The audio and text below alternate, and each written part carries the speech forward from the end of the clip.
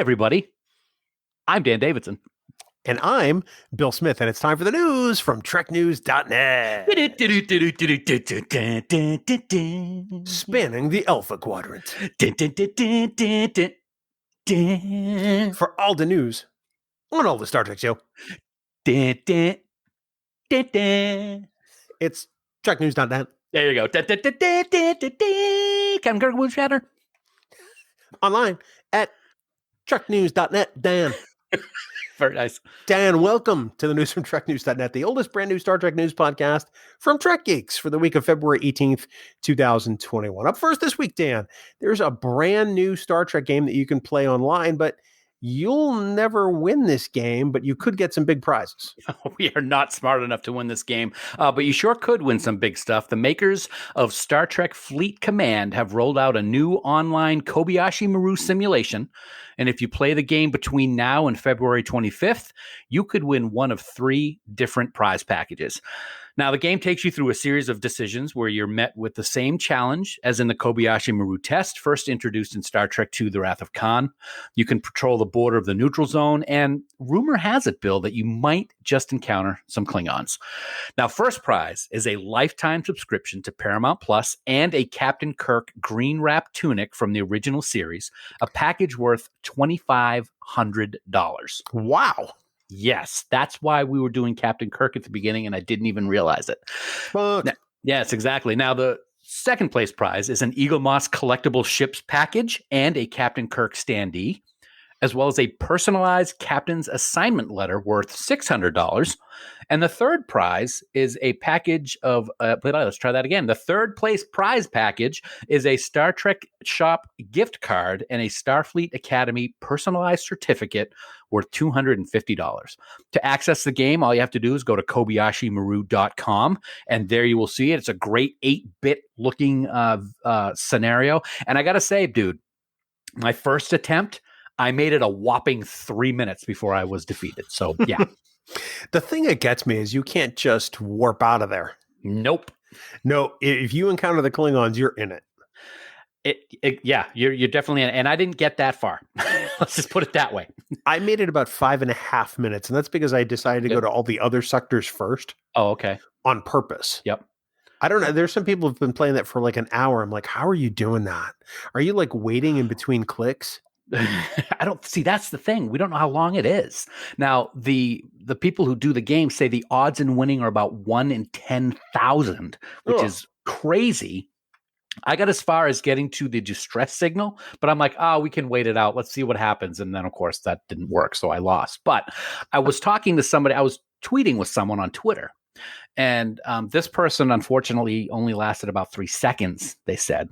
So I responded back and I said something snarky about me lasting 3 minutes. And then all of a sudden, the Star Trek Fleet Command people offered to send me a T-shirt for talking about the game. So I got a shirt coming and you don't.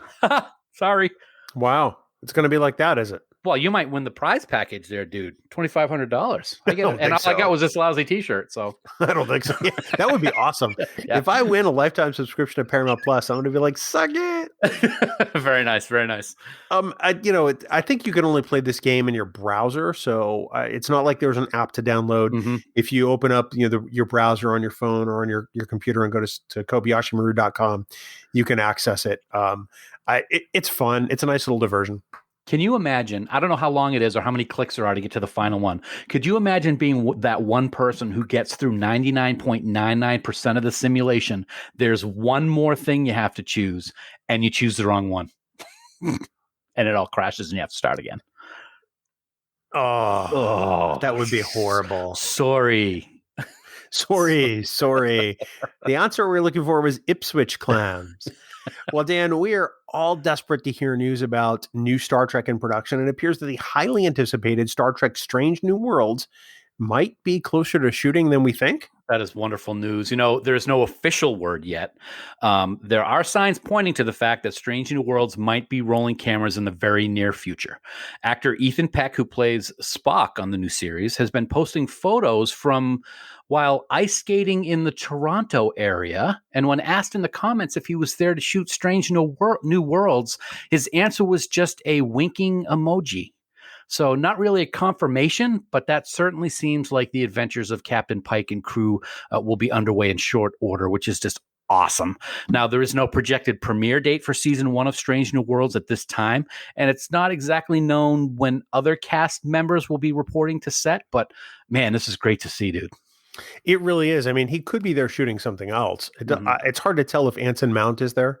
Yeah. It's hard to tell if any of the other cast members are there, but Ethan was just outright say, "Hey, I'm in Toronto." Yeah. So I have to believe, because I know that behind the scenes people reported some time ago. So perhaps they've been building sets and doing those things. It's got to be close. I hope so. So here's hoping. I mean, if they start, let's say 1st of March, 2 weeks away, that means there could be Strange New Worlds by January in theory. I would love that. 2022. I doubt it will be ready for 2021. That's all right. We got other things to hold us over till then. We do, and hopefully some animated Star Trek, and more about that coming up here in just a second. Nicely done. Finally, Dan, a former guest star on Star Trek The Next Generation, made an interesting announcement on a podcast recently, and we could be seeing his character again. Yeah, this was very interesting. Actor Billy Campbell, who some will remember from the movie The Rocketeer, played the part of Captain Thadian Okona in the season 2 TNG episode, The Outrageous Okona. And he's hinted that he'll be returning as Okona in an upcoming episode of the Nickelodeon animated series, Star Trek Prodigy. Appearing on the Comic Book Central podcast to talk about the 30th anniversary of The Rocketeer, I'm old. Campbell mentioned that his character from Next Gen would be coming back, and that this character would be the focus of the lead female character, bringing jealousy from the lead male character. Very, very interesting. Now, he also went on to say that Prodigy is a comedy series and is, quote, hilarious. There are no other details about Prodigy, and this isn't an official announcement by CBS, but it does certainly raise some questions, podcast partner. It does, because Prodigy is not supposed to be a comedy. Yeah. My initial reaction to this is, I wonder if Billy Campbell is confused. I wonder if he's really doing Prodigy. I wonder if maybe his assistant or somebody else said, "Oh yeah, it's called Prodigy, but maybe it's Lower Decks." Yeah, that would make sense. Yeah, I could go with that. Yeah. And Prodigy is also supposed to take place in the future. Yep. Whereas Lower Decks takes place just after Nemesis. Right. I don't think that Okona would be alive for Prodigy, but it's very possible he'd be very much Billy Campbell's age now for Star Trek Lower Decks. And, which female character? Captain?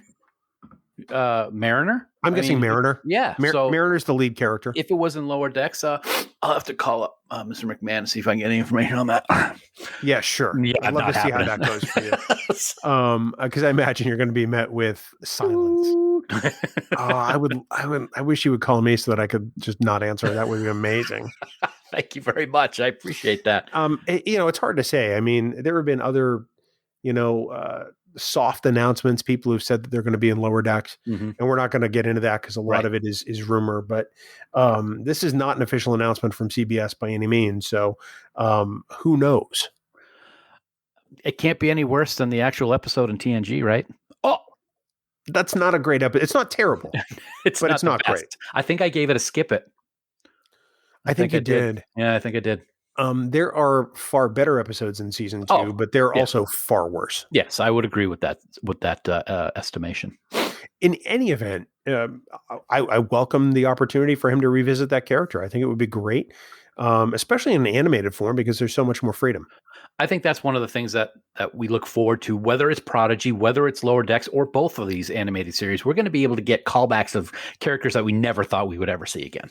That's 100% true. And that does it for the news from TrekNews.net for the week of February 18th, 2021. Of course, remember, for all the news and all the Star Trek CO, please visit our great friends at TrekNews.net. Have a great week, everyone. Live long and prosper. Coconut. Kill coconut? It's not what we came to looking for, is it?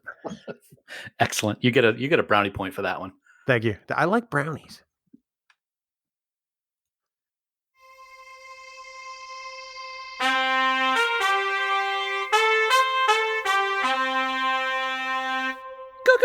Coconut.